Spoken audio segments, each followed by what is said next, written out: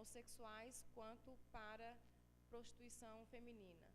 Em suma, todo e qualquer projeto em que houvesse distribuição de preservativo e distribuição de seringas descartáveis. Nesse período em que houve essa redução, o Estado, cada Estado de cada país seria o responsável, então, por esses projetos de prevenção. Ocorreu um aumento significativo dos casos de contaminação por HIV e AIDS, por HIV, sobretudo as DSTs também. Temos, por hipótese, de que a redução dessas políticas preventivas e orientação em relação ao direito à saúde pode ser, por hipótese, um dos fatores desse aumento, dentre outros, claro. Aí, uma outra palestra do ano passado, e aí a concentração é na Avenida Sanitária. Então, para encerrar, eu só gostaria de dizer, só lembrar que, mais uma vez, todas essas políticas, elas têm em vista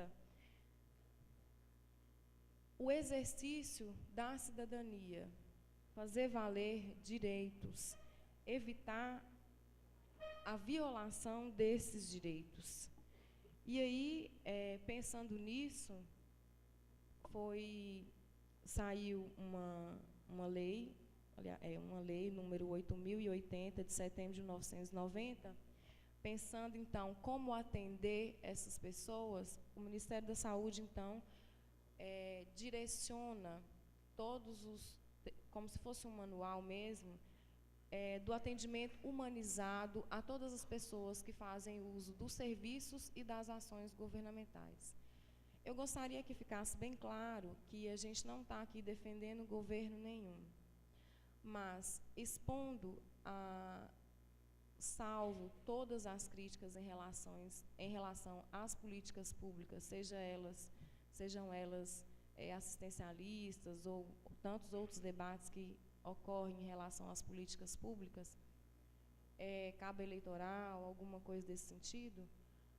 O que eu gostaria de frisar nessa manhã é a necessidade de garantias de direito à saúde. E quando se adota alguma dessas medidas, pensando no próprio bem-estar do cidadão.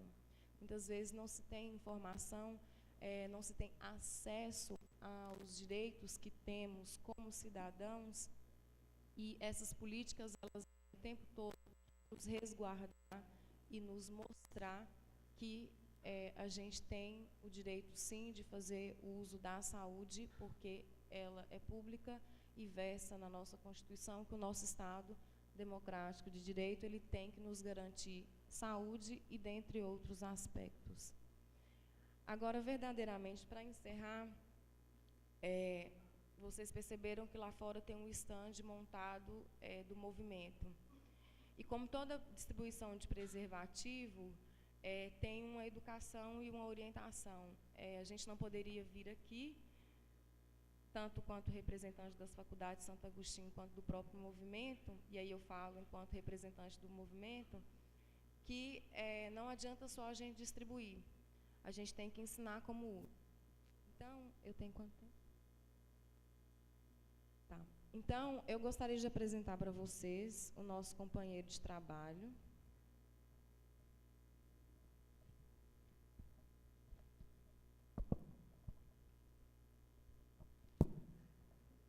É uma prótese peniana.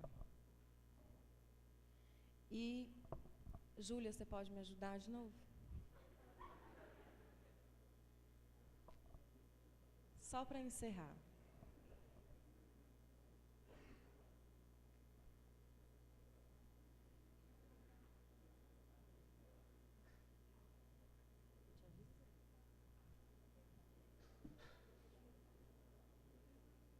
Fica aqui em pé, por favor. Bom, quando saiu as propagandas, ele tinha o nome de Braulio. Mas aí os Braulios entraram na justiça e a gente teve que parar de chamar de Braulio. Aí veio os Firminos, os vários outros nomes. Dependendo do grau de instrução, com o público que a gente trabalha, é cacete, permissão, caralho, pau, dependendo do nível de instrução da população trabalhada. Como somos acadêmicos, estudantes, eis o órgão genital masculino, a prótese peniana. Então, o uso correto... Segura aqui o microfone.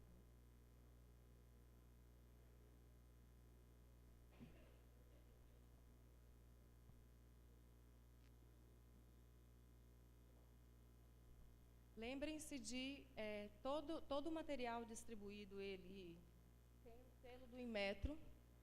Se vocês não pegarem na sede do movimento, tem a carteirinha que o pessoal cadastra, e todo mês vocês têm o direito de pegar a cota destinada a vocês de preservativo. Se porventura não forem à sede pegar, quando for comprar, observem o selo do Inmetro, tá? A forma correta de abrir é pela parte picotada, porque você não vai conseguir abrir pela parte lisa. A parte picotada, veja, abre com a maior facilidade. Retirou o preservativo, cuidado com a unha, meninas e mulheres, todas mulheres. Existe um reservatório para que o esperma seja alocado após a ejaculação. Percebam que existe uma dificuldade se eu viro o preservativo do lado avesso. Ele não corre fluentemente. Essa observação eu tenho que ter, porque senão não adianta nada falar: professora, eu usei o preservativo, mas ela rasgou. Rasgou porque não usou certo. Então, vamos lá. Segurem bem esse reservatório. Pode dar uma torcidinha, por isso que é bom treinar em casa, porque já pensou na hora do vamos ver, essa aflição toda? Então, vamos lá, Júlia. Segurando a ponta, a haste, o reservatório, desça suavemente com o pênis ereto, por favor, porque senão não adianta nada. Suavemente, com toda aquela carícia, né? Pode fazer junto. Não desenrolem até o final. Sempre tem que ficar um espaço para, durante o movimento, ele tenha mais espaço para descer. Se você descer até a base, ele não vai fazer esse movimento e vai poder rasgar. Manteve relação sexual, tranquilo, retirar, ejaculou. Se fosse com outro público, gozou, retira, ainda com o pênis ereto, com cuidado, para não derramar, aí ó, a professora fez errado, para não derramar o líquido seminal. Gente, lembre-se que devido às nossas desigualdades sociais, muitas pessoas catam lixo, tá? Então, vamos ter o cuidado de, terminou a relação sexual, amarra para o líquido não sair, coloquem ou no próprio envelope ou embrulhe num papel higiênico e jogue no lixo. Só mais um minutinho para encerrar, o pessoal estava curioso em relação ao preservativo feminino. Esse é o preservativo feminino. Olha, dizem que é constrangedor, tá, meninos? Senhoras e senhores, desculpa. Esse é o preservativo feminino. Nessa haste,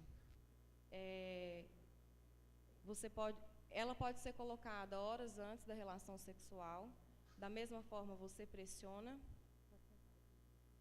Obrigada, Júlia.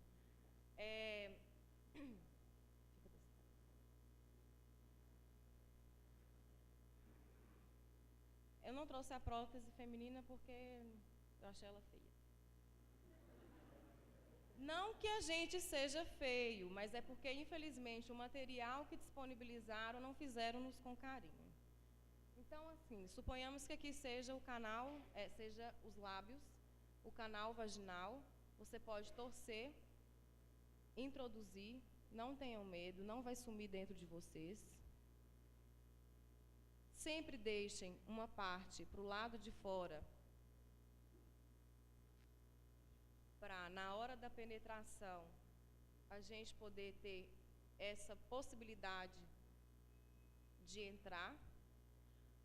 E assim, terminou o ato sexual da mesma forma, tirou, amarrou e jogou fora.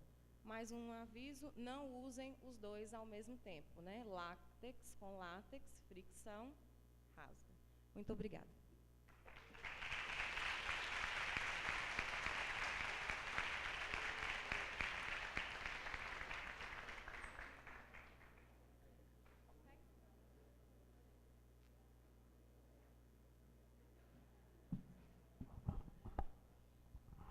Gostaríamos de estar agradecendo a palestrante, professora Fernanda Veloso, pela brilhante explanação. E agora, sem mais delongas, gostaríamos de passar a palavra para o professor Fernando White, da Fundação Getúlio Vargas, do curso de Direito da Fundação Getúlio Vargas. Ele é graduado em Direito pela Universidade de São Paulo, ele é mestre em Filosofia e Teoria Geral do Direito pela Universidade de São Paulo, é doutor em Direito Sanitário pela Universidade de São Paulo e possui o diploma de altos estudos aprofundados pela Universidade de Paris. Atualmente é professor e pesquisador do Centro de Estudos e Pesquisas em Direito Sanitário, CEPEDISA. Ele ainda é consultor e professor da Fundação Oswaldo Cruz, Fiocruz, e professor da Escola de Direito de São Paulo, da Fundação Getúlio Vargas, Direito GV. Com vocês, o professor Fernando White. Eu vou também falar em pé. Bem, bom dia a todos. Eu, antes de iniciar, gostaria de agradecer, na pessoa do professor Elton, a oportunidade de, mais uma vez, voltar a Montes Claros. Eu estive aqui no congresso passado, e é muito gratificante ver que mais um ano de auditório cheio, agora mais cheio ainda, porque tem o segundo andar, não tinha no ano passado, para discutir temas de relevância no direito brasileiro. É um congresso de direito de Estado, cabe muitas discussões aqui. No ano passado, a discussão que eu trouxe, que ainda é uma discussão atual, é sobre efetivação dos direitos sociais, como que num Estado de direito pode-se efetivar direitos como saúde, educação, moradia, meio ambiente sustentável e aí por diante. E nesse ano, eu refletindo sobre o que seria interessante de trazer para a discussão aqui, junto com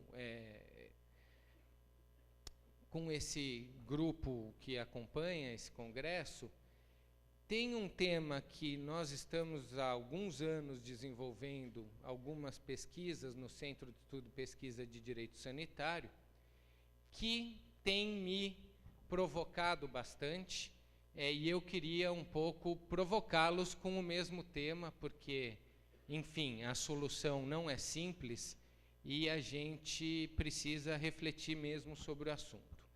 E o tema é justamente o tema que deu título a essa palestra: Direito à Saúde e Liberdades Individuais no Estado de Direito Contemporâneo.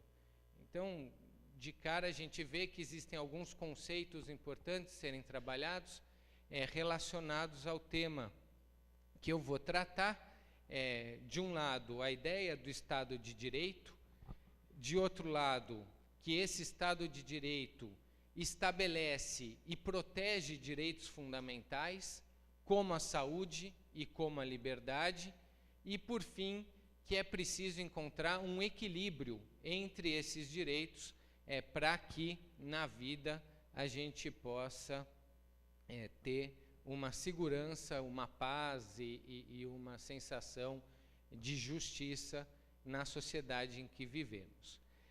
Bem, com relação ao primeiro ponto que eu quero discutir sobre Estado de Direito, que eu não pretendo me alongar muito, até porque outros vão tratar do tema com muito mais propriedade, eu só queria lembrá-los que a ideia do Estado de Direito é justamente a ideia de que vivemos numa sociedade onde não há mais lugar para o poder absoluto, onde qualquer norma que obrigue uma conduta tem que ser reduzida a um texto legal.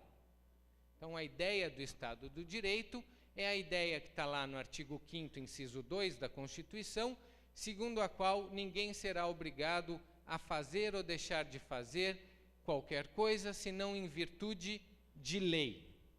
Então, aqui temos um elemento central desse Estado moderno, contemporâneo, que é só a lei obriga. Agora, sabemos, e basta, não é preciso nem ser estudante de direito para saber, que nem todas as leis são justas, nem todas as leis são corretas, e mais, nem todas as leis são democráticas, que é a lógica do Estado contemporâneo. Então, essa ideia de Estado de Direito, ela evoluiu bastante e vem evoluindo. A gente teve numa primeira fase e ela vem evoluindo conforme evoluem as proteções que são dadas, tanto internacional quanto nacionalmente, para os direitos humanos, aqueles direitos mínimos necessários para a garantia de uma existência digna do ser humano. Quer dizer, esses direitos foram sendo consolidados ao longo da história. Teve um grande marco, que foi a Revolução Francesa de 1789, onde disse, né, a teoria em direitos humanos já consolidou isso de uma forma muito forte, que esses direitos que foram consolidados lá na Revolução Francesa são os chamados direitos humanos de primeira geração. A teoria geracional dos direitos humanos, que não serve para outra coisa além de entender o conjunto dos direitos humanos, como eles foram se consolidando historicamente. Porque a lógica do direito humano, dos direitos humanos, é a lógica da indivisibilidade, da interdisciplinariedade e da integralidade. Então, para eu ter uma vida digna, é preciso que todo o conjunto de direitos humanos seja atendido. Não basta eu ter educação se eu não tiver saúde. Não basta eu ter liberdade se eu não tiver algumas condições mínimas de existência, como moradia e uma renda mínima que me permita o transporte, um mínimo de lazer, alimentação e etc. Então, os direitos humanos é um conceito integrado, mas eles foram sendo reconhecidos ao longo da história. E nessa primeira geração ficou muito protegido, até porque foi um movimento contra os estados absolutistas que então existiam, aquele rei que tinha o poder absoluto, vocês devem se lembrar disso, na Idade Medieval e nos estados absolutistas, o rei tinha lá reunido na sua pessoa o poder executivo, legislativo e judiciário, ele fazia as leis, ele executava as leis. E isso mudou. Na França, cabeças rolaram para que isso mudasse. Então, o primeiro grande movimento foi: vamos garantir os direitos civis e políticos, notadamente a questão da liberdade. E veio ali o germe do Estado liberal. E montou-se uma forma de Estado de Direito que servia principalmente aos interesses da burguesia da época, aos interesses liberais. Recentemente, a gente viveu o neoliberalismo, que nada mais foi do que resgatar aquelas teses liberais do início do século XIX, segundo as quais o Estado tem que se afastar da vida privada. Então, o primeiro grande movimento de direitos humanos foi: Estado, você não vai se intrometer na minha vida particular. O meu direito à liberdade deve ser preservado. Que liberdade se pensava principalmente? A liberdade de comércio, a liberdade econômica, mas outras também: liberdade de ir e vir, liberdade de expressão, liberdade de manifestação do pensamento, liberdade de pensamento. Hoje em dia, outras liberdades, liberdade de pesquisa. Então, todos os aspectos relacionados à liberdade, liberdade sexual, liberdade política, liberdade religiosa, ali veio a ideia do Estado laico. Então, as liberdades, né, que também é conhecido como liberdades públicas, foram o centro desse movimento da primeira geração de proteção de direitos humanos. Logo, no decorrer do século XIX, se percebeu que só a garantia da liberdade não bastava para gerar uma sociedade justa, fraterna e equilibrada, e que eram necessários instrumentos de proteção dos chamados direitos sociais, econômicos e culturais. E entre os direitos sociais, a gente destaca principalmente saúde, educação e trabalho. Tanto que o direito do trabalho, no campo do direito internacional, foi um dos primeiros a ser protegido internacionalmente pela Organização Internacional do Trabalho. Esses direitos sociais, então, vieram ser incorporados ao rol de direitos humanos para dizer, para que uma pessoa tenha vida digna, não basta a ideia de liberdade, a ideia do não fazer do Estado. Então, na política liberal, é o laissez-faire, laissez-passer, né? Deixa as pessoas livres, o Estado não intervencionista é o Estado liberal.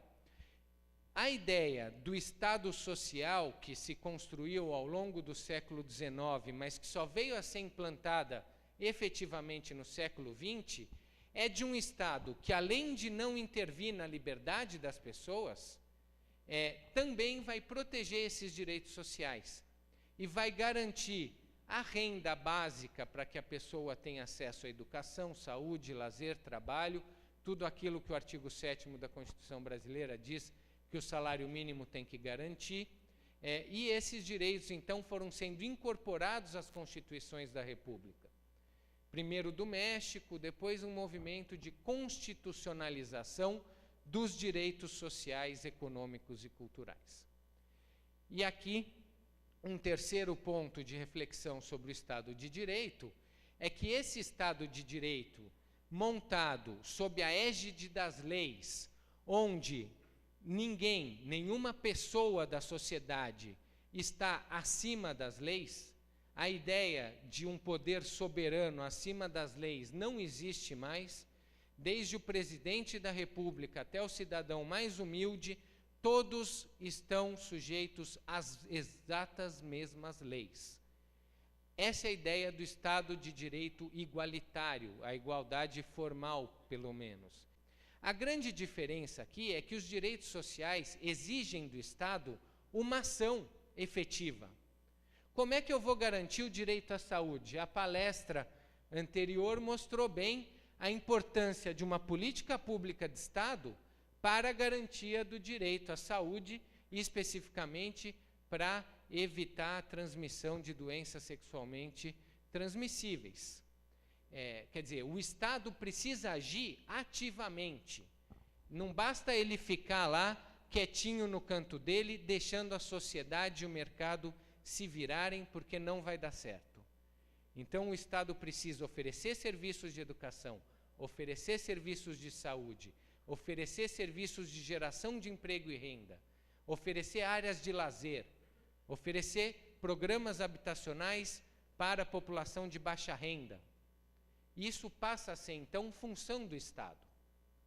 E a nossa Constituição de 1988 veio consolidar os direitos humanos em todas as suas acepções, até no que alguns autores chamam de terceira e quarta. Tem autor que já enxerga a quarta geração de direitos humanos, a terceira seriam os direitos difusos e coletivos, como o direito ao meio ambiente equilibrado, direito aos oceanos, direito às águas, e outros falam de direitos humanos de quarta geração como direitos relacionados ao espaço sideral.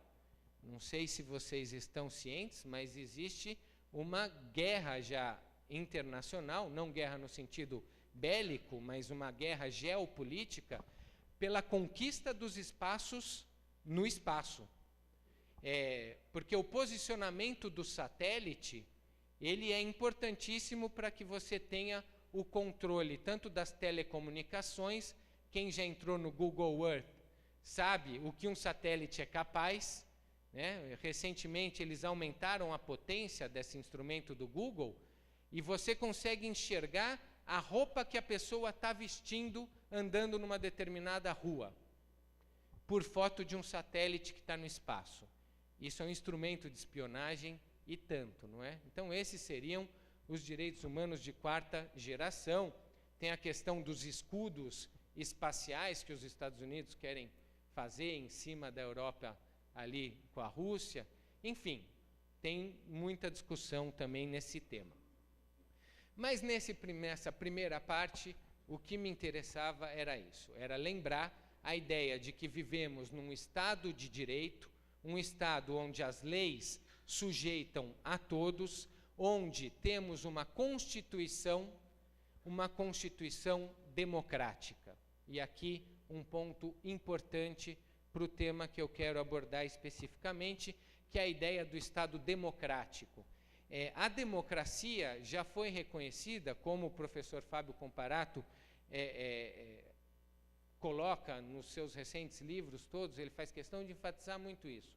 A democracia é um valor inerente ao Estado de Direito. Não dá para falar que um Estado é um Estado onde vigora a vontade geral por meio das leis, quando não há democracia. Então, a democracia é um valor essencial do Estado moderno, e a democracia se faz pela via da participação popular, da participação do povo em todas as questões relacionadas ao Estado, inclusive elaboração de leis, elaboração e execução de políticas públicas. E aí a importância, mais uma vez, da experiência relatada aqui anteriormente, e todos aqueles eventos onde a população participa ativamente de uma política pública estatal, dizendo o que ela quer, como ela quer, qual a melhor forma de resolver um determinado problema social. Isso é a vida democrática. Quanto mais desenvolvida for a democracia, mais desenvolvido o país acaba se tornando. Basta ver que nos períodos onde o Brasil teve uma estabilidade democrática, principalmente entre 46 e 64, e entre agora 88 e 2009. Se a gente pegar esses dois períodos da história brasileira e comparar o desenvolvimento econômico e social brasileiro nesses períodos com o desenvolvimento econômico e social brasileiro nos períodos onde vigoravam regimes ditatoriais, como foi o regime militar, como era a política do café com leite, como foi o regime de Getúlio Vargas, o desenvolvimento num regime democrático é muito mais salutar, é muito mais saudável e oferece bases muito mais sólidas para que a sociedade venha a ter uma vida digna. Então, esses são pontos importantes para a gente discutir efetivamente o tema que eu quero problematizar, que é a relação entre a proteção que o Estado oferece para o direito à saúde e a proteção que o Estado oferece para as liberdades individuais. E nós vamos ver que esses direitos são direitos, constitucionalmente, eles possuem o mesmo valor jurídico.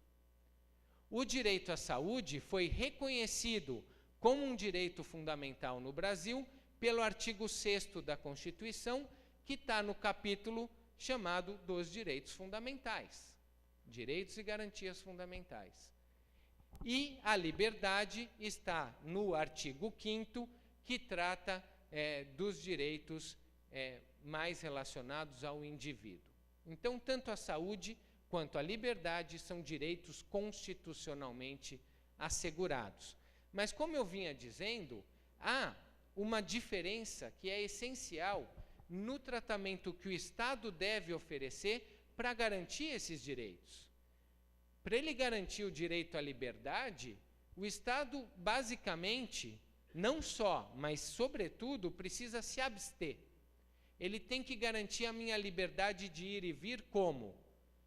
Não deixando que os seus agentes policiais me prendam sem nenhuma razão legal, não deixando que ninguém fira os meus direitos individuais, me roube, me furte, me mate.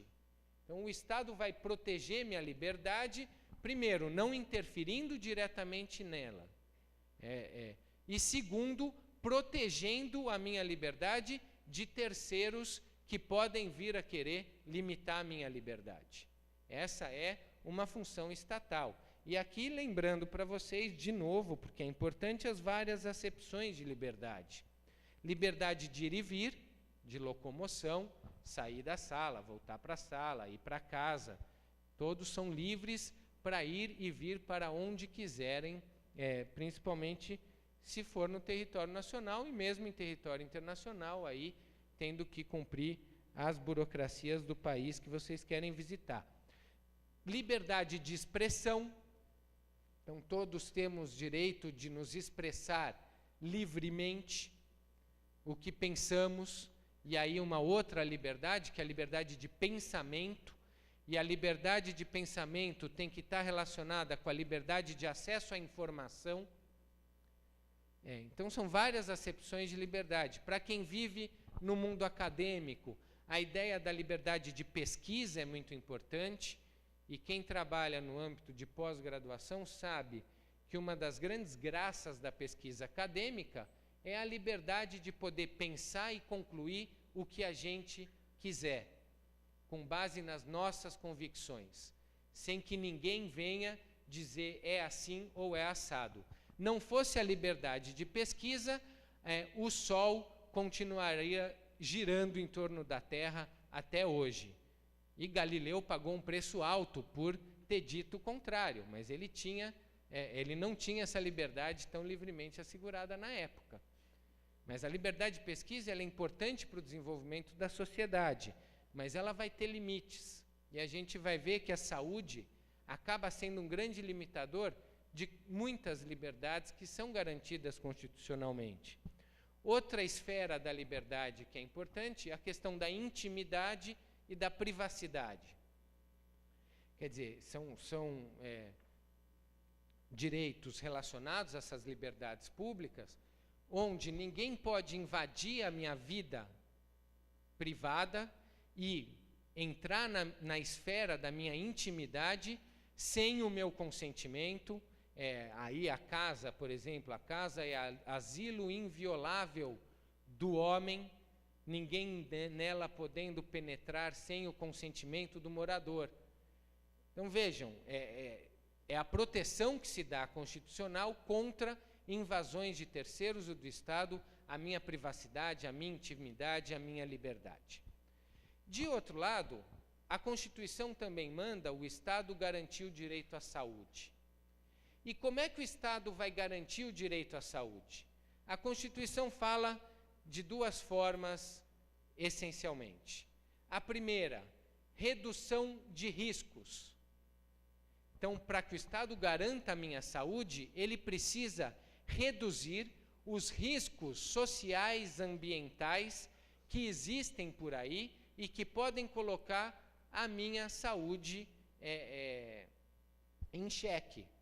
Então, um vírus, por exemplo, da gripe suína, que pode estar circulando por aqui, é um risco. Como é que o Estado vai agir para evitar que esse risco atinja todas as pessoas que estão nesse ambiente? Tem medidas específicas que podem ser tomadas para isso, mas a gente vai perceber que elas sempre acabam limitando liberdades. Riscos relacionados às questões de higiene individual e higiene pública.